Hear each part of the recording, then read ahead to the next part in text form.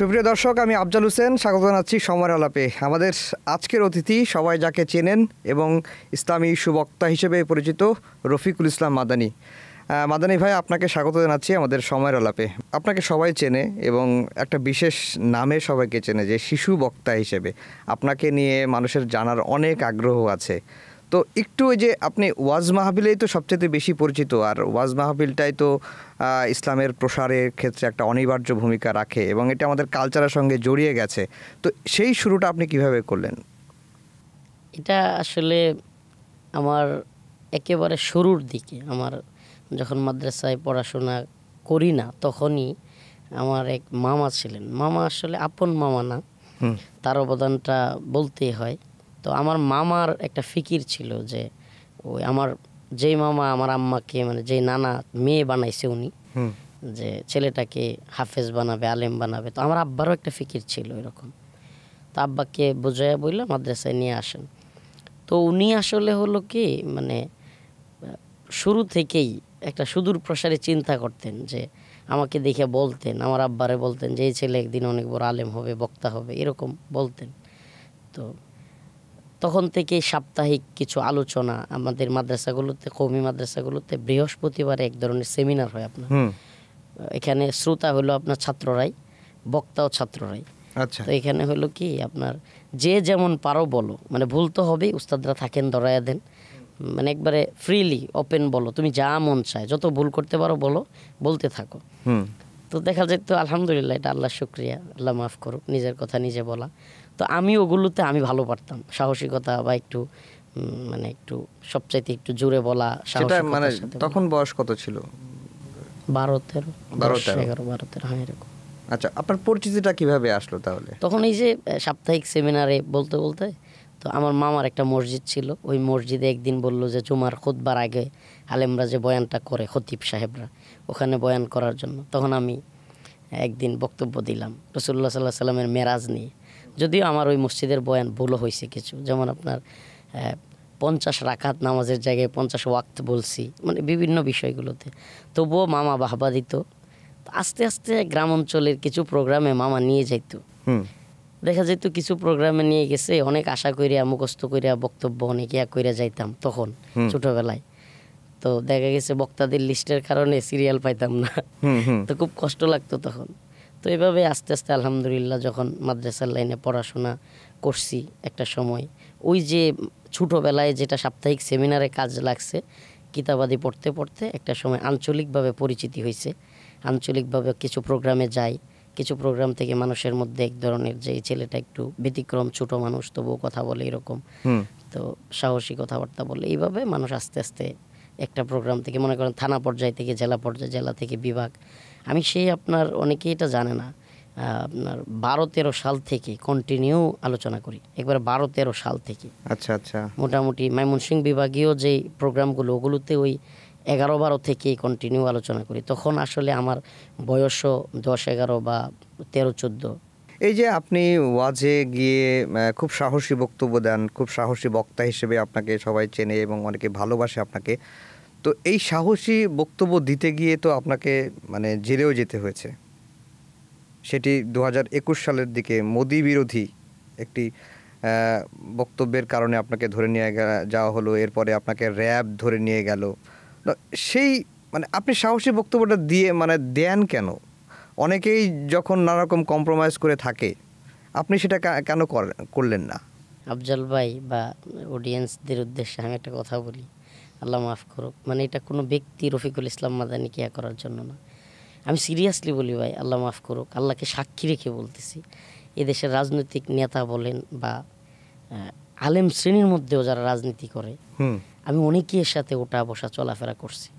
Seriously বলতেছি, আল্লাহকে সাক্ষী রেখে বলতেছি, দেশকে, জাতিকে এবং ইসলামকে ভালোবাসে এরকম লোক খুব কম আছে, খুব কম। দেশটাকে ভালোবাসে এবং দেশের সত্যিকার অর্থে উপকার চায়, এই ধরনের লোকের আমাদের দেশে খুবই অভাব। এটা হলো বাস্তবতা, রিয়েলিটি। তো এই জায়গা থেকে আমি যখন দেখি যে অমুক দলের এত বড় পার্সন বা অমুক সরকারের লোক, অমুক সরকারটায় বা সরকারের সিনিয়র পার্সন, মন্ত্রী বা অনেক প্রভাবশালী, কিন্তু এরা দেশকে ভালোবাসে না, ইসলামকেও ভালোবাসে না। তখন মনের ক্ষোভ থেকে কষ্ট থেকেও অনেক কথা বলে ফেলি।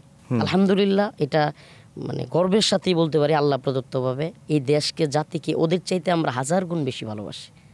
ওই ভালোবাসা থেকে আমরা এগুলো পরোয়া করি না যে জাতির জন্য কিছু বলা দরকার।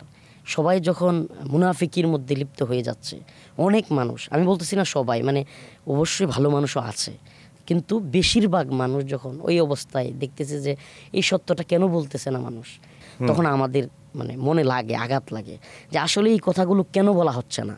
বলা তো দরকার ওই কথাটা, কিন্তু কেউ, সবাই পাশ কাটিয়ে যাচ্ছে।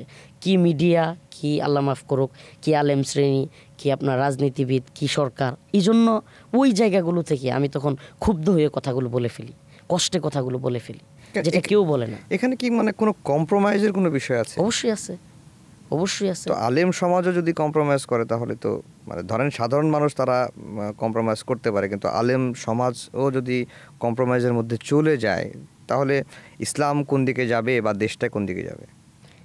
আসলে ভাই আমি একটু কথা বলি আপনাকে, যে আফজাল ভাই, আমি মানে আলেম শ্রেণী, আল্লাহ রসুল সাল্লাল্লাহু আলাইহি সাল্লাম বলছে যে শেষ জামানায় আমার উম্মতের সর্বশ্রেষ্ঠ মানুষও হবে আলেম, সবচেয়ে নিকৃষ্ট মানুষও হবে আলেম। আচ্ছা, তো সেই জায়গা থেকে বলি যে খায়েশাত বা নিজের কেরিয়ার, টাকা পয়সা, যশ খ্যাতি বা নিজের ব্যক্তিগত ভালো অবস্থান তৈরির জন্য কিংবা ভয়ে দুইটাই আছে, শুধু খায়েশাত না, কিংবা আতঙ্কে, ভয়ে, এই জায়গাটায় টিকতে পারে খুব কম মানুষ। আপনি মানে দুইটা দিকই আছে, একদিক না যে আপনি শুধু প্রলোভন দেখালেন, প্রলোভনের কারণে অনেকেই মানে কম্প্রোমাইজ করে না, অনেকে আছে ভয়ে কম্প্রোমাইজ করে। আচ্ছা, এই মানুষের সংখ্যা আরও বেশি। সেই জায়গা থেকে দেখেন মানে মোদি বিরোধী আন্দোলনের জায়গাটা আসছে, সংক্ষিপ্তভাবে বলতেছি। আমরা বয়ানে বলছি যে যদি নরেন্দ্র মোদি আসেন এয়ারপোর্ট ঘেরাও করব, নরেন্দ্র মোদি আসলে ঝাড়ু জুতার মিছিল হবে, অনেকেই বলছে, আমি নাম নিতে চাচ্ছি না। দেখা গেছে মোদি আসার 1-2 দিন আগে আমাদের কেউ বা আমাদের হেফাজতেরই আলেমদের অনেকেই সাংবাদিক সম্মেলন করে বলে ফেলছে যে আমরা মোদি বিরোধী আন্দোলন করব না, কোনো কিছুই করব না। আমি ব্যক্তিগতভাবে, আমি ছোটো মানুষ, আমার প্রচণ্ড আঘাত লাগছে, আমার মানে ইগুতে বলেন বা আমার খুবই আঘাত লাগছে মানসিকভাবে। যাইরি আমরা আলেম ওলামা, আমরা সুস্পষ্ট বললাম মোদি আসলে আন্দোলন করব, ঘেরাও করব, আর এখন আমরাই আকবারাইয়া বললাম যে আমরা কোনো আন্দোলনে যাচ্ছি না। বিষয়টা আমার জন্য একদিকে মানে আঘাত লাগছে, আরেকদিকে লজ্জারও। আমি বলতেছি যে মোদি চলে যাওয়ার পরে আমরা যে প্রোগ্রামগুলোতে যাব, তখন মানুষ যদি বলে যে হুজুর আপনারা এত গরম গরম বক্তব্য দেন, কিছুই করলেন না, মানে এটা আমার জন্য লজ্জার। আমি তখন পুরো হেফাজতকে মাইনাস করে আন্দোলনে গেছি বিপি নূরের সাথে। তো তখন আমি যেটা শুনছি, আমি নাম বলতে চাচ্ছি না, পারবো না, আমি একবারে অথেন্টিক, একবারে সুনির্দিষ্ট নিউজ পাইছি যে হেফাজত, তারপরে চরমোনাই, বিএনপি বা তৎকালীন আওয়ামী লীগ বিরোধী যত রাজনৈতিক দল ছিল, জামাত, সবাইকে ডেকে নিয়ে গোয়েন্দা সংস্থা একেবারে শক্তভাবে করছে। আচ্ছা, আমরা এটা আগেই জানছি, আন্দোলনের আগেই বা ওই রাত্রেই জানছি, শক্তভাবে প্রত্যেক 2 প্রতিনিধিকে, প্রত্যেকটা দলের 2 জন করে, যে আমরা সর্বোচ্চ অ্যাকশানে যাব, এমনকি আমরা গুলি করব মানে যদি মোদি বিরোধী আন্দোলনে কেউ নামেন। তো এটা জানার পরেও আলহামদুলিল্লাহ, আল্লাহকে সাক্ষী রেখে বলছি, মানে আমরা নামছি, আমি বলছি যে আমরা মারা গেলেও, আমি জানতাম না ওই দিন ওখান থেকে বেঁচে ফিরবো কিনা, কিন্তু আমি নামছি, আমি বলছি যে আমরা মারা যাব, তবু ওই ওয়াদা রাখবো যে আমি পারবো কিনা জানি না, পরে আমরা পারি নাই, আমাদেরকে গ্রেফতার করা হয়েছে, মোদি আসছে, কিন্তু আমরা আমাদের জায়গা থেকে এই চেষ্টাটা করব, আমরা যতটুকুই পারি। এই যে আপনাকে ধরে নিয়ে গেল, এরপরে কি করলো? এরপরে তো আপনার মানে ওই সময়ের ধরা কিন্তু 4 ঘন্টা পরে ছেড়ে দিয়েছিল। আচ্ছা, পরে আবার র্যাব ধরেছিল আমাকে, আমার তারিখও মনে আছে, 28 মার্চ। আপনার 4 ঘন্টার মতো রাখার পরে ওখান থেকে হেফাজতেরও অনেক আলেম ওলামারা ফোন দেয়, বিভিন্ন লোকেরা ফোন দেয় যে ছেড়ে দেওয়ার জন্য। তখন ওরাও দেখছে যে মোদি আসবে, এই মুহূর্তে আমাকে আটকায় রাখলে যদি আবার আন্দোলন হয় বা ঝামেলা হয়, এই জন্য ওরাও ঝামেলা এড়ায় যাওয়ার জন্য 4 ঘন্টা পরে ছেড়ে দিছে আমাকে। মার্চের 28 তারিখ 4 ঘন্টা রেখে ছেড়ে দেওয়া হয়েছে গ্রেফতার করে। আচ্ছা, তাহলে এপ্রিলের এপ্রিলের 6 তারিখ রাত হ্যাঁ। 2টার দিকে, 2টা হ্যাঁ। আড়াইটার দিকে আনুমানিক আমাকে আবার র্যাব নিয়ে গিয়ে ধরে নিয়ে আসছে। 26 দিন আমি রিমান্ডে ছিলাম, 26 দিন।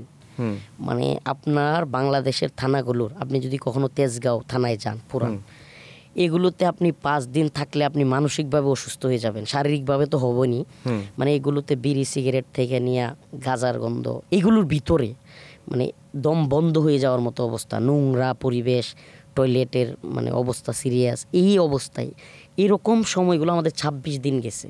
জিজ্ঞাসাবাদ, নির্যাতন বা আঘাত ওগুলো বাদ দিলাম, হুম ওগুলোতে থাকাই কষ্ট। তো সে জায়গায় আমাকে ধরে নিয়ে যাওয়ার পরে আপনার, যেটা আসলে কোনো জায়গায় এই পর্যন্ত বলা হয় না, আজকে খেয়াল আসছে বলি, আমাকে প্রায় 7 মাস আপনার রাখছে কাশিমপুরের একটা এমন রুমে, যেটা পুরা 60 সেল পূর্ব বলে একটা ভবনের নাম, 60টা সেল, হুম ছোট ছোট রুম, 60টা রুম, ওইটাকে বলে 60 সেল পূর্ব, আচ্ছা ওই জায়গাটার, ওই বিল্ডিংটার নাম। তো পুরা বিল্ডিংয়ের ময়লা, মানে টয়লেটের ময়লা যে রুম দিয়ে যাইতো, হুম মানে পুরা 60 নিচে রুমের যে টয়লেটের যে সুয়ারেজের লাইনটা। হ্যাঁ সুয়ারেজ লাইনটা যেটা নষ্ট, একবার ওইটা লাইনটাও নষ্ট ছিল, ময়লা দেখা যাইতো। ওই রুমে আমাকে রাখছিল 7 মাস। হুম 7 মাস ওই রুমে ছিলাম। ওই রুমটার যে ময়লা যাওয়ার রাস্তাটা খোলা ছিল, ওই খোলামেলা রাস্তা দিয়ে বড় বড় ইঁদুর, আমার দেখা যেত জায়নামাজে নামাজ পড়তাম, ওই জায়নামাজের উপর দিয়ে ইঁদুর যাইতো। ওই ইঁদুরের শরীরে কিন্তু টয়লেট, হুম হুম এবং আমার যে বিছানায় হঠাৎ করে রাত্রে যাইয়া যাইতাম, ঘুমাইতে পারতাম না। আতর এত বড় বড় মানুষ হাদিয়া দিত, ওইগুলো আতর গড়ে দিতাম, নিজের গায়ে দিতাম গন্ধ দূর হওয়ার জন্য। এইভাবে 7 মাস বা 8 মাস ছিলাম। আমি এক পর্যায়ে অসুস্থ হয়ে যাই মানসিকভাবে এবং মানে অনশন করি। তো ওই সময়গুলোর মধ্যেই হঠাৎ করে তো আমাদেরকে কিন্তু টানা রিমান্ডে নেয় নাই। আচ্ছা, এই আপনার 2 দিন জেলে 3 দিন ছিলাম করে করে 10-15 দিন, না 10-15 দিনও চলে যাইতো, 20 দিনও চলে যাইতো। হঠাৎ করে শুনতাম যে পল্টন থানায় 5 দিনের রিমান্ড, হঠাৎ করে শুনতাম তেজগাঁও থানায় 5 দিনের রিমান্ড, ডিবিতে 7 দিনের রিমান্ড, এইভাবে মানে একটা না। তো হঠাৎ করে আমি শুনলাম যে তেজগাঁওয়ের রিমান্ড। তো আমি কিছু কথা বলেই ফেলি, মানে এগুলো আগে বলা তো কঠিন ছিল। তেজগাঁওয়ের রিমান্ড যেদিন শুনলাম, তেজগাঁওয়ের রিমান্ডে আমি কিছুটা মানে বাস্তব বলি রিমান্ড অত খুশি হয়ে গেছিলাম। এটা কেন আমি বলি, আমার এক উস্তাদ উনি আমাকে একটা দাওয়াত দিলেন ফোনে মাহফিলের, কিশোরগঞ্জের ইটনা। আচ্ছা তখন আমি খুব হার্ড মানে শিডিউল ছিল আমার, খুবই হার্ড, ইজি না। মানে চট্টগ্রামে ওই দিন প্রোগ্রাম, আমি বললাম হুজুর আমি তো ওই দিন কোনোভাবেই যেতে পারবো না, মানে আমার উস্তাদ। তো উনি বললেন যে প্রোগ্রামটা হলো ডিবির, মানে তৎকালীন ছিল তেজগাঁও জোনের ডিসি আচ্ছা হারুন সাহেবের। আচ্ছা তখন আমি বললাম যে হুজুর আমি তো আসলে এখন যাওয়া আসলে সম্ভবই না, দিনের বেলায় ঢাকা একটা প্রোগ্রাম, সাভারে বাদ মানে জুমা। এই গল্পটা আপনি হচ্ছে মানে রিমান্ডের আগের ঘটনা, আগের ঘটনাগুলো বলতে হচ্ছে, কারণ আমি আচ্ছা। কেন আচ্ছা, তেজগাঁও রিমান্ডে খুশি বুঝতে হয়েছি। পারছি, হ্যাঁ বলেন। মানে এই ঢাকায় একটা প্রোগ্রাম, আবার রাতে চট্টগ্রামে প্রোগ্রাম, আমি কিভাবে কিশোরগঞ্জে যাব হুজুর এই দিনই? তো সে হয়েছে কি এলাকায় প্রচার করে ফেলছে যে অমুক হুজুর, এলাকা মানুষ চায়। তো টিভি হারুনের লোকেরা বা উনি নিজেই প্রচার করে ফেলছে, আচ্ছা ঠিক আছে হুজুর আসবে প্রোগ্রামে, আমার নামও দিয়ে দিছে। তো সে একটা বিড়ম্বনার মধ্যে পড়ে গেছে নাম দেওয়ার পরে। তো তখন আমাকে হুজুর বলতেছে যে হারুনের সাথে সম্পর্কটা রাখলে ভালো হবে, কোনো বিপদে আপদে কোনো জটিলতা হইলে, আমি খোলামেলায় বলছে রাগ টাক ছাড়াই, হুজুর বলছে যে ঝামেলা হইলে তোমাকে সেভ করা সহজ হবে, বা তুমি যেই বক্তব্য দাও তোমার জন্য এই ধরনের লোকদের সাথে পরিচয় রাখা। আমি বলছি হুজুর আসলে আমি এখন আমার তাদের সাথে পরিচয় রাখা বা হুজুর আমার পক্ষে কঠিন, আর আমার প্রোগ্রাম যেহেতু আছে আমি এড়াইয়া যাইতে সর্বোচ্চ চেষ্টা করছি। শেষমেশ দেখলাম হুজুর আসলে খুব করে চাচ্ছে, আমার উস্তাদ যেহেতু। তখন আমি বললাম যে ঠিক আছে হুজুর যাব। তো আমার যাওয়ার সুরতকে, আমি তো প্রোগ্রামগুলো মিস করতে পারবো। উনি বললেন যে উনি হারুন সাহেব তোমাকে হেলিকপ্টারে নিবে, দিবে হারুন সাহেব ঢাকা থেকে হেলিকপ্টারে তোমাকে নিবে, তুমি বাদ জুমা বয়ান করে সাভারে কিশোরগঞ্জে যাবা, হেলিকপ্টারের সাথে সাথে আলোচনা করে আবার ঢাকায় চলে আসবা, সন্ধ্যার সময় তোমার বিমানের টিকিট করা থাকবে, বিমানবন্দর থেকে তুমি চট্টগ্রাম চলে যাবা। আচ্ছা, এত কষ্ট করে আমি হারুন সাহেবের ওখানে গিয়ে খাইতেও পারি নাই। বাসায় উনি নিয়ে গেছিলো, বাসায় দইরা ওনার পরিবার ছিল, আমি বলছি যে মহিলাদেরকে সরাই দেন একটু, তো ওনার খাওয়াতে চেষ্টা করছে, আমি খাইতেও পারি নাই, বয়ান করছি, উনি পাশে বসা ছিলেন। আবার হেলিকপ্টারে উঠছি, ঢাকায় আসছি। ভাই আমি সারাদিন খাই নাই, জুমার পরেও খাইতে পারি নাই, ঘুম থেকে উঠছি জুমার আগে, আমরা তো রাত্রে প্রোগ্রাম করে ঘুমাই, এই কষ্ট করে আমি বয়ানটা করছি। এয়ারপোর্টে আইসা এয়ারপোর্টের যে লাউঞ্জ আছে ওখানে খাবার থাকে, ওখান থেকে অল্প খাবার নিয়ে খাইয়া চট্টগ্রাম গেছি, এত কষ্ট করছি। তা আমি সিরিয়াসলি বললাম, হুজুরের ওই কথা আমার মানসিক, যে আমি যেহেতু এত বড় মুসিবতে পড়ছি, তৎকালীন সময়ে আমি কিন্তু আপনারা জানেন কিনা সবার আগে গ্রেফতার হয়েছি আলেমদের মধ্যে 2021 সালে সবার আগে। তো আমার প্রতি প্রশাসনের অনেকেই আওয়ামী লীগপন্থী যারা এত ক্ষুব্ধ ছিল, মাঝে মাঝে ওদের চেহারা দেখলে মনে হইতো ওরা আমার চাবায় খায়া ফেলবে, মানে ওদের অবস্থা দেখলে মনে হইতো যে ওরা আমাকে এক্ষুনি খায়া ফেলবে, মানে ক্ষুব্ধ হইয়া। মানে আমি, আল্লাহ মাফ করুক, ওই যে মানে প্রধানমন্ত্রীকে নিয়ে একটা বক্তব্য ছিল, ওগুলো আমার সামনে দেখাইতো আর আল্লাহ মাফ করুক মানে আঘাত করতো আমার শরীরে। তো এমন হয়েছে আমি চেয়ার থেকে পড়ে যেতাম এক আঘাতে। তো ওরা যখন বয়ানগুলো ছাড়তো তখন মনে হইতো আল্লাহ এই বয়ান যদি না ছাড়তো, মানে ওই বয়ানটা ছাড়লেই ওরা প্রচুর ক্ষুব্ধ হইতো, মানে একটা একটা করে বয়ান ছাড়তো আমার, আর প্রচুরভাবে ক্ষিপ্ত হয়ে যেত, ওদের চেহারার দিকে তাকানো যেত না কিছু কিছু অফিসারের। তো ওই অবস্থায় আমি যাচ্ছে, আমি ভাবতেছিলাম হ্যারি মানে এখন এই অবস্থা দেখি আল্লাহ ছাড়া তো কেউ রক্ষা করার কেউ নাই, দোয়া করতেছিলাম।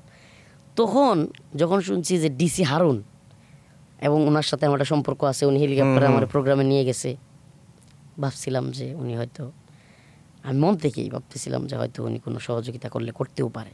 সহযোগিতা কেমন, আসলে উনিও সহযোগিতা কি করবে, সহযোগিতাটা হয়তো এই টাইপের হইতে পারে যে গভর্নমেন্টকে বোঝায়া, হ্যাঁ, যে কোনোভাবে যদি মামলা আর না দেয়া হয়, ওই সময় আসলে জামিনের কোনো চিন্তা করা আমাদের জন্য কঠিন ছিল, অন্তত আর যেন মামলা না পারে। মানে আমাদের প্রত্যেকটা দিন যাইতো আর শুনতাম যে আরেকটা মামলা লাগছে, মানে এইভাবে কাগজের মধ্যে একটা একটা করে মামলা লাগতেছে। তো আমরা তো তখন ভাবছিলাম যে যদি অন্তত স্টপ, মানে এক একজনের 30টা 35টা মামলা লাগতেছে। তো এগুলোর হাজিরা দেওয়া, আসলে ভাই কোর্টে হাজিরা দেওয়াটাই বন্দীদের জন্য সবচেয়ে কষ্টের। ওই ছোট্ট দম বন্ধ হয়ে যাওয়ার মতো লক লাগানো ছোট্ট পিজন ভ্যান, এটা দিয়া গরমের মধ্যে, তীব্র গরমে আপনার কাশিমপুর থেকে এই জামজটের মধ্যে সদরঘাটে যাওয়া, আবার ইয়াতে যাওয়া, খাওয়া নাই কিছু নাই, এর মধ্যে মাঝে মাঝে বেরি পড়ানো, এগুলো ভাই মানে আর কিছু দরকার নেই, চরম কষ্টের। তো আরেকটা মামলা লাগা মানে আবার হাজিরা। তো এই চিন্তা করে আমি ভাবতেছিলাম, গেছি। আমি যাওয়ার পরে প্রথম দিন তেজগাঁও থানায়, প্রথম দিনই মানে যাওয়ার কিছুক্ষণ পরে আমার শরীরের মাপ নিতেছে। আমি বলি কি রে, আমি বুঝতেছি না, আমার শরীরের পায়জামা পাঞ্জাবির মাপ নিচ্ছে। আমি বলি এরা কি কাপড় বানিয়ে দিবে নাকি, মানে আমার ওই সময় কাপড়ও ছিল না, একটা দুইটা কাপড়ের সাথে ছিল। আমি বলি যে এরা কি তাইলে কি করবো আমি বুঝতেছি না। তো তারাবির পরে, রোজার মাস, তারাবির পরে হঠাৎ করে আপনার একজন এসআই শোয়েব নাম, উনি ছিল আমার মামলার আয়ু, আমাকে ডাক দিয়েছে, বলতেছে হুজুর একটু আসেন। ডাক তো হুজুর হুজুর করে? হ্যাঁ, আচ্ছা। থানায় দারোগারা বা এমনি জুনিয়র লেভেলের অফিসাররা, আমি সিরিয়াসলি বলি জুনিয়র লেভেলের অফিসাররা আমাদের জন্য কাঁদতেও দেখছি। আচ্ছা। মানে ওসি পর্যায়েরও যারা, আপনার ডিবির একজন ওসি মানে আমাকে থাপ্পড় দিছে, মানে তার উপরের একজন কর্মকর্তা এডিসি, তখন সে বাঁচানোর সেভ করার চেষ্টা করছে, বলতেছে স্যার মাইরেন না, থাক, মানে যেভাবেই হোক বাঁচানোর পরে মানে সে আড়ালে নিয়ে কান্না করতেছে, হুজুর আমি এক্সট্রিমলি সরি, আমি হুজুর মাপ চাই, আমি আসলে বুঝতে পারি নাই স্যার আপনারে মারবে, আমি তাইলে ওই স্যারের কাছে নিয়ে যাইতাম না, সে দায়িত্বশীল ডিবির ওসি। আচ্ছা। তো এরকমও দেখছি, তো এরা করছে। তখন শোয়েব আর হলো আমার নিজের জেলার একজন ওসি ছিল শাহ আলম, তদন্ত ওসি, তেজগাঁওয়ের তদন্ত ওসি, ওনারা দুইজন আমাকে ডাক দিল। আমাকে এরকম গাড়িতে ওঠানোর আগে একটা গামছা টাইপের এরকম লাগানো হলো, আর আমাকে গাড়িতে উঠাইলো। তো আমার চোখ যখন খুলবে বা একটু আগে আমাকে জোর করে কাপড় চোপড় খুলতেছে, কাপড় চোপড় খুলতেছে, তো খুলেই ফেলবে সব, মানে আপনার জুব্বা খুলে ফেলছে, এখন লুঙ্গি টানতেছে, লুঙ্গি পরনে ছিল আমার, লুঙ্গি খুলতেছে। আসলে ওই অবস্থাটা এখন আপনাদের সামনে আমি একবারে অবলীলায় বলতেছি, মানে সহজেই, দীর্ঘ সময় কঠিন শুধু না ভাই, সুবহানাল্লাহ, মানে তখন মানে মনে হইতো আমরা মানে পৃথিবীতে কত নাম্বার শ্রেণীর নাগরিক, বা আমরা কি আসলেই মানুষ, এরা মানুষ মনে করে কি না, যে একটা রাষ্ট্রীয় বাহিনীর হাতে মানে একটা তো আদালত আছে, বিচার ব্যবস্থা আছে, হয়তো যদি আমার কথা ভুল হয়ে থাকে বা কোনো হয়ে থাকে, একটা বিচার প্রক্রিয়ায় যাবে, একটা বিষয় আছে। এইভাবে একজন বন্দী তাকে রাষ্ট্রের পুলিশ সদস্যরা, রাষ্ট্রের গোয়েন্দা সংস্থা নিয়ে কাপড় চোপড় খুলে ফেলতেছে, উলঙ্গ করে ফেলতেছে। তখন আমার চোখ খুলে দিল, একজন আমাকে এইভাবে আপনার হাতে এভাবে পিছন থেকে একটু এইভাবে চাপ দিয়ে ধরে রাখলো, মানে আমি যেন এদিক সেদিক তাকাতে না পারি। তো এইভাবে ধরে পিছন থেকে এইভাবে নিয়ে যাচ্ছে। তো আমি সিঁড়ি দিয়ে নামছি। আপনার আমি তো হাতিরঝিলে আগেও গেছি, বাড়িদারা মাদ্রাসার ছাত্র, পড়াশোনা করছি বাড়িদারায়, মাঝে মাঝে রিক্সা দিয়েও হাতিরঝিলে ঘুরতে যেতাম। ওই জায়গাগুলো তো আমার না চেনার মতো না। তো সিঁড়িগুলো দিয়ে নিয়ে গেছে, নামানোর পরে আমি চোখ খোলার পরে আমি নিজেকে আবিষ্কার করলাম আমার সাথে একটা মেয়ে, আমার সাথে একটা মেয়ে বসা। তো এই জায়গায় হয়েছে কি, আমার কাপড় চোপড় খোলার করছে। তখন আমাকে ওই কাপড় চোপড় খুলে পরাইছে হলো, আমি কান্নাকাটি করছি আমার লজ্জাবোধ থেকে, আমার গাইরত থেকে, আমার খুব কষ্ট লাগতেছিল। আমি বলতেছিলাম যে ভাই তোরা যা বলিস আমি বলতেছি, তোরা যা জানতে চাস আমি বলতেছি, কিন্তু তবুও আমাকে ভাই আপনারা যা জানতে চান আমাকে বলেন, কিন্তু আমাকে এইভাবে উলঙ্গ করিয়েন না। হ্যাঁ, তো এটা একটা মানে বুঝেনি তো, একটা মানুষের সামনে উলঙ্গ হওয়া, যাদের গায়রত আছে। সুবহানাল্লাহ। আল্লাহ রাসূল সাল্লাল্লাহু আলাইহি সাল্লামকে ছোটবেলায় কাপড় খুলতে গেছিল, রাসূলুল্লাহ সাল্লাল্লাহু আলাইহি সাল্লাম বেহুশ হয়ে গেছিলেন। আরবে তখন কাপড় খোলা অ্যাভেলেবেল ছিল, সব বাচ্চারা কাপড় খুলতো করতো। তো আমি একবারে ভেঙে পড়ছিলাম, মানে আমাকে পিটাইলেও, পিস্তল মাথায় ধরলেও এতটা ভেঙে পড়তাম না। তখন আমি করছি, বলছে যে খুললেন না। তখন ওরা মানে একেবারে উলঙ্গ না করে মোটামুটি অর্ধ উলঙ্গ টাইপের, তখন আবার প্যান্ট পরাই ফেলছে, লুঙ্গির কইরা প্যান্ট পরাইছে। তখন আমার বুঝে আসছে দিনে যে মাপ নিছিল আমার প্যান্ট পরাইছে একটা, এবং একটা গেঞ্জি, ওগুলোর মাপ নিছে যে একটা গেঞ্জি পরাইছে, গেঞ্জি আর হলো প্যান্ট। তখন আমি ওই গেঞ্জির উপর দিয়ে, আমি ফতুয়া ছিল, ফতুয়া পরতাম, তখন ওইটাই পরাইছে আমার ফতুয়াই। তখন প্যান্ট আর হলো ফতুয়া। তখন বসাইছে একটা মেয়েটা আপনার একেবারে মানে খোলামেলা ছিল না। আর আপনাদের আরেকটা কথা বলি, রাতের বেলা হইলেও আমি কিভাবে দেখছি এগুলো, আপনার কিছু লাইট ছিল, অল্প আলো, কিন্তু পূর্ব পরিচিত থাকলে লোকগুলোকে আপনি চিনবেন, কিন্তু নতুন করে দেখলে এই লোকগুলোর ওই পরিবেশে চেনা কঠিন। আচ্ছা, মানে কিছু লাইট ছিল, এবং আপনাদের এই স্টুডিওতে যেরকম ক্যামেরা তাক করা আমার দিকে, এর চেয়ে বেশি ক্যামেরা ছিল সব দিকে। আচ্ছা, মানে ওই জায়গাটা একটা ক্যামেরা অভিনয়ের মতো। এবং আমাকে ওই মেয়ে যাওয়ার পরেই জড়ায় ধরতেছে ওই মহিলাটা। বোরকা পরা ছিল, কালারিং বোরকা, মানে মুখটা সম্ভবত এতটুকু খোলা ছিল, কিন্তু আমি ওনাকে চিনব না এখন। মানে ওই এক রাত্রের এত অল্প সময় এবং কম আলোতে চেনা কঠিন, কিন্তু একটু মুখটা হালকা দেখা যায়, বা এরকম এতটুকু করা যায়। ওরা মুখও খোলা না বা হিজাবও না, এরকম এতটুকু জায়গা, নাক এবং মুখটা শুধু খোলা এরকম। তো আমারে ঝরায় ধরতেছে, আমার হাত দিয়ে, আমি হাত ছড়াই দিচ্ছি, তো ওরা আবার পিছন থেকে একটা ছেলে চাপ দিয়ে ধরতেছে। তখন আমি তো উপর দিকে তাকায়া কান্না করতেছি, মানে কান্না বলতে বুক ফাটা কান্না। একটা কথা বলতে হয় যে হাতিরঝিলের আমি নিজে মানে পরবর্তীতে কিন্তু আমাকে আর চোখ বাঁধে নাই নেওয়ার সময়।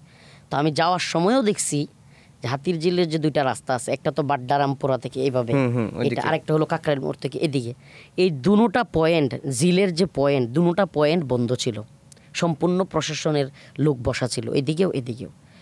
এটা আমি পরবর্তীতে এদের সাথে গল্প কইরাও জানতে পারছি। কেমনে জানতে পারছি এটা পরে বলবো। এদের কেউ পরবর্তীতে আমার কষ্টে অনেক ব্যথিত হয়েছে, তখন এরা অনেক কিছু আমাকে জানাইছে। তখন এই দিকটা আমি দেখেই গেছি যে বন্ধ। তখন সম্ভবত ইন্ডিপেন্ডেন্ট চ্যানেলের একটা গাড়ি হুশ করে চলে আসছে, কিভাবে আসছে আমি জানি না।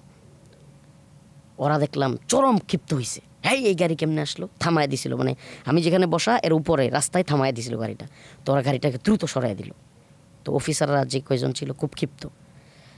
তখন আমি উপর দিকে তাকায় কান্না করতেছি, চোখ দিয়ে পানি পড়তেছে, মনে মনে চিন্তা করতেছি এখানে তো চিৎকার দিলেও কেউ শুনবে না, এত রাত্রে মানে কোনো গাড়ি নাই, কিছু নাই, রাস্তা বন্ধ। তা আমার একটা মাথায় প্ল্যান আসছে যে আমি সাতটায় হাতিরঝিলের ওই পারে চলে যাব। আমি সিরিয়াসলি বলি, মাথায় আসছে। সুবহানাল্লাহ, মানে আমি প্ল্যান করে ওই মেয়ের কাছ থেকে ওইটা 2 কদম চলেও গেছি। ওমা যায় দেখি, মানে দেখেন এদের মাথায় ওগুলো আগে থেকে আছে, আমি বুঝে ফেলছি। সামনেই আপনার যে সিঁড়ির নিচে এরকম বাঁকা এক ধরনের থাকে না, একটু উঁচু, সিঁড়ির নিচে কিন্তু বসার মতো একটা জায়গা থাকে, ওইটার নিচে পানির সাথে আড়ালে একজন লুঙ্গি কাঁচা দিয়ে বসে আছে। আমি যখন ওইটা দেখছি আমি সাথে সাথে আবার চলে আসছি মহিলার কাছে, কি করব, মানে আমি সাঁতার দিলেও লাভ দিয়ে আমার ধরবে, মানে এখন আমার তো যাইতে যেতেও সময় লাগবে, ও যদি লাভ দিয়ে সাথে সাথে ধরে, ওরা যদি আমার মুভমেন্ট বুঝে ফেলে হয়তো আরো আঘাত করবে। আমি পরে আর সাঁতার দিই নাই। তখন আবার উপরে আসছি, তখন মেয়েটা আমার জড়াইয়া ধরতেছে আবার। তখন আমি যখন হাত সরাইয়া দিই, ওইটা আমার হাত এইভাবে ইয়া দেয়, চাপ দেয় পিছন থেকে একটা লোক। আবার করছে কি আপনার ওই মানে এটা এইভাবে বলতেছি ভাই, ওই মানে সুবহানাল্লাহ, মানে পৃথিবীতে আমার মনে হয়তো কেউ নাই, মানে ওই মুভমেন্টে মনে হয়তো আমাদের আসলে কেউ নাই, আমরা অনেক বেশি খারাপ কাজ করে ফেলছি, আল্লাহ মাফ করুক। মানে মনে হইতো যে মার্ডার করে বা মানুষ খুন খারাপি করে, অনেক জঘন্য কাজ করে, মানে এদেরও মনে হয় এই পরিণতি হয় না। মানে আমরা জাস্ট দুই একটা কথা বা সরকার বিধি বক্তব্য বা এগুলোর কারণে মানে আমাদের কীরকম করতেছে, আমাদের কেউ নাই, আল্লাহ তুমি ছাড়া তো কেউ নাই। মানে আমি এইভাবে আপনার হাতগুলো উপরে তুইলা দিয়া আল্লাহর কাছে বলছে, আর আপনার বুক ভাইসা যাইতেছিল কান্নায়, চোখ দিয়া পানি ঝরতেছিল। তো ওই পরিস্থিতিতে আমি আপনার মেয়েটাকে এভাবে ছাড়াইতেছিলাম। তো মেয়েটা আমাকে বলে কি, আমি একটা অবাক হয়ে গেছি, বলে কি হুজুর আপনার বোন নাই, মনে করবেন আমি আপনার বোন, আমার জড়াইয়া ধরেন। মানে আমার কাছে মনে হয়েছিল হায় রে, মানে আস্তাগফিরুল্লাহ, মানে তুই তো একটা নষ্টা মেয়ে, যে একজন আলেমের জন্য এইভাবে আসতে পারিস, এভাবে তোরে দিয়া এইভাবে ইয়া করতেছে, তুই তো চিনিস আমাদেরকে, তো তখন সবাই মোটামুটি চিনে অনলাইনে, তো আমাকে এইভাবে তুই বলতেছিস তুই আমার বোন। আমি জানি না ওই মেয়েটা আমার বক্তব্যটা শুনবে কিনা, আল্লাহ তারা হেদায়েত দান করুক, সে যেন আমার বক্তব্য শুনলে আল্লাহর কাছে তওবা করে। তাকেও হয়তো এই প্রক্রিয়াতেই নিয়ে আসছে, এমনও তো হতে পারে। মানে ও যেমন নর্মাল ছিল আমার কাছে সেটা মনে হয়নি, সেটা মনে হয়নি। ও যেমন নর্মাল ছিল আমার মনে হয় কি ওদের কিছু এরকম অভিনেত্রী ভাড়া করা ছিলই যে কোনো কাজের জন্য। এরপরে কি হলো ওটার পরে?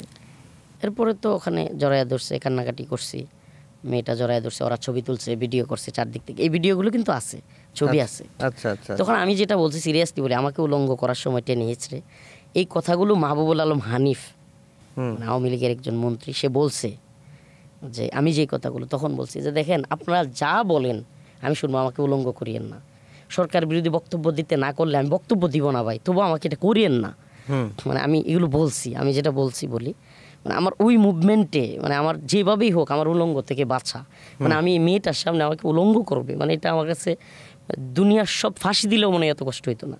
মানে একটা মেয়ের সামনে আমি একজন আলেম পরিচিত মুখ, আমাকে এভাবে ল্যাংটা করবে বা এইভাবে ভিডিও করবে, মানে এটা আমার জন্য আমি নিতে পারতেছিলাম না। সব কিছু মানে আমাকে ওরা মেরে ফেলুক তাও আমার যায় আসে না, আমাকে এভাবে মানে একটা মেয়ের সামনে এতগুলো ক্যামেরা, মানে এই আমার অবয়ব মানে আমার মানে অঙ্গ প্রত্যঙ্গ বা ভিতরের জিনিসগুলো দেখবে, এটা আমি নিতে পারতেছিলাম না। আমি সময় বলছি সিরিয়াসলি যে আমি কষ্টে হোক যেটার কারণে হোক, যে আপনারা যেটাই চান যেভাবে বলবেন, মানে যা বলতে বলবেন, মানে আমাকে যদি কোনো স্বীকারোক্তি দিতে হয় কিংবা আমি ভুল করছি বলতে হয় কিংবা আমি বক্তব্য দিব না বলতে হয়, আমি বলতে রাজি আছি, কিন্তু আমাকে উলঙ্গটা করিয়েন না। ওরা শুনে নেই। যাক, শেষ পর্যন্ত ওরা একেবারে মানে সকল কাপড় না খুলে পরে লুঙ্গি টান দিয়ে নিচে পর্যন্ত নিয়ে পরে একটা করে ফেলছে। তখন কি আপনার ওই যে যেটা আপনি প্রথমে তেজগাঁও থানায় রিমান্ডে নিয়ে আসা হচ্ছে, আপনি খুব উৎফুল্ল হচ্ছিলেন কারণ ডিবি হারুনের সঙ্গে আপনার একটা ওই ওয়াজ মাহফিলে যাওয়ার কারণে পরিচয়। তো এরপরে কি ডিবি হারুনের সাথে আপনার কথা হয়নি? একটু পরেই বলবো, এটা শেষ, এখানে কাহিনীটা শেষ। এরপরে করছে কি দেখেন, মানে এই কাহিনী শেষ করে মহিলার কাহিনী, আমাকে একটা সিগারেট ধরায় দিছে। আচ্ছা, জ্বলন্ত সিগারেট। আমি আলহামদুলিল্লাহ মিডিয়াকে সামনে রেখে বলতেছি, আল্লাহ মাফ করুক, আমরা তো এমনি আলেম মানুষ, হুজুররা তো আর বিড়ি সিগারেট খাই না। আমি ছোটোবেলা থেকে কোনো দিন, আমার বন্ধুবান্ধব আছে, এলাকাবাসী আছে, যে কেউ চাইলে খবর নিতে পারে, আমি জীবনে কোনো দিন বিড়ি সিগারেট হাতে নিই নাই, বা মানে এগুলোর প্রতি আমার কেমন টানও নাই, আমার পান খাওয়ারও নিশা নাই। কিন্তু সিগারেট একটা ধরায় দিছে, দিয়া আপনার ওখানে ছবি তুলতেছে সিগারেট। আমি সিগারেট প্রথমে ফেলে দিছি, আবারও আমার হাত চাপ দিয়ে ধরে 2 আঙ্গুলের চিপাই রাখছে, আবারও ফেলে দিচ্ছি, আবারও রাখতেছে। তো এইভাবে করে করতেছে কি, তাদের অভিনয়টা হচ্ছে না। আশ্চর্যের বিষয় হলো, মানে আমি জানি না দাঁড়ায় দেখানো যাবে কিনা, দরকার নেই, পাটা পিছনে দিয়ে একটা মুড নিয়ে যেমন মানুষ সিগারেট খায় না, আমাকে ওইভাবেই করতে হবে। ওই মেয়েটা আমার পাশে থাকবে আর আমি এইভাবে পাটা এইভাবে পিছনে দিয়া, এই যে এই মানে এই তুলে আর কি এরকম না না, এটা হলো আপনার পাটা এইভাবে দেয়ালে আমি দিতে পারবো না, থাকছো এইভাবে দেয়ালের দিকে, এই পাটা দেয়ালে রাখবো আর একটা পা নিচে থাকবে, বুঝতে পারছি। এইভাবে দাঁড়ায় দাঁড়ায় সিগারেট খাচ্ছি, ওটা তারা ছবি নেবে, ভিডিও করবে। তো এটা করতে আমার আমার অনাগ্রহের কারণে অনেকবার শ্যুট নিতে মানে এটা অভিনয়ের মতো হয়ে গেছে। একবার দেয় আমি ফেলে দেই, আবার নিচ থেকে তুলে দেয়, আবার চাপ দেয়, আবার গাড়ে ধরে। ও একবার অবশ্য আমি করতে চাই না বলে আমার গাড়ে প্রচণ্ড আঘাত করছে, মানে গাড়ে। এরা হয়তো যেহেতু মানে ট্রেনিংপ্রাপ্ত লোক, ওদের হাতও শক্ত, মানে আমাকে গাড়ে এইভাবে ধরে একবার দিছে। তো আমি নিচে একবারে বেঁকে গেছি। তখন আমি আল্লাহর কাছে কান্না করতেছি যে হায় মালিক, আপনি তো সব দেখতেছেন, আল্লাহ আপনি তো সকল ক্ষমতার মালিক। আল্লাহ বলছে ওমাকার আল্লাহ আল্লাহু খায়রুল মাকিরিন, যে দুষ্কৃতিকারীরা বা শয়তান যারা, খারাপ লোক যারা, এরা হলো চক্রান্ত করে, আর আমি আল্লাহ হলাম উত্তম পরিকল্পনাকারী। তো আল্লাহ পাকের পরিকল্পনার প্রতি আস্থা, আল্লাহ আপনি তো সকল পরিকল্পনাকারী। আল্লাহ এরা যে শয়তানিটা চাচ্ছে, যে ভিডিওগুলো ছাইড়ে দিয়া যে হুজুর দেখেন কত খারাপ, হ্যাঁ সরকারের বিরুদ্ধে বক্তব্য দেয়, অথচ এরা খারাপ লোক এই সেই সমাজে, আল্লাহ আপনি তো সব জানেন, এদের এই প্রচারণাকে আপনি সব একবার শেষ করে দেন। আল্লাহ আমাকে যাই করুক, আমি তো এখন বাধ্য আল্লাহ, কিন্তু আপনি তো সব জানেন। তো এইগুলো বলে বলে কান্না করতেছিলাম। তখন এই অভিনয় শেষ করে আমাকে গাড়িতে উঠাইছে।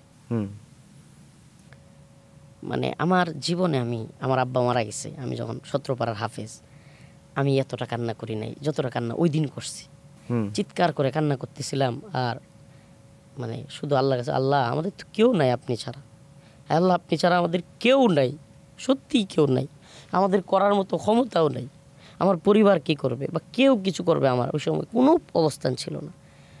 তো আল্লাহ আপনি আমাকে, আমি তখন গাড়িতে উঠছি, আমার কান্না দেখে ওসি তদন্ত শাহ আলম এবং শোয়েব এদের একটু মায়া লাগছে সিরিয়াসলি। এই যে তখন আমি কান্না করতে করতে জিজ্ঞেস করলাম, আচ্ছা আপনারা যে কাহিনীগুলো করলেন, এখানে নিয়ে আসলেন, এই অভিনয়গুলো আমাকে যে কষ্টগুলো দিলেন, তখন এরা আমার এভাবে হাতাইতেছে, হুজুর আমাদের কোনো দোষ নাই, হুজুর আমাদেরকে মাফ করে দিন, ওরা দুইজন বলতেছে।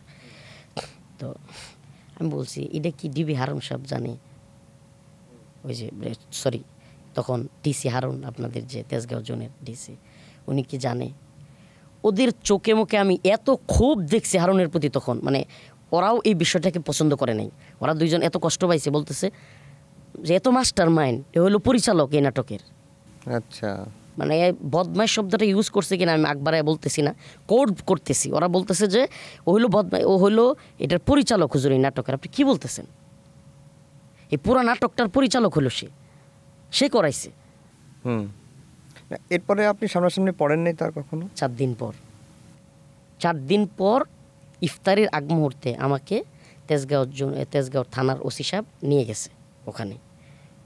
ওখানে সকল তেজগাঁওয়ের অধীনে, মানে যতগুলো থানা ছিল ডিসি সাহেবের অধীনে, রমনা জোনের অধীনে সকল থানার ওসি ছিল, এডিসি ছিল, ওসির নিচের বা এডিসির নিচের কেউ ছিল না, ওনারা সবাই ছিল।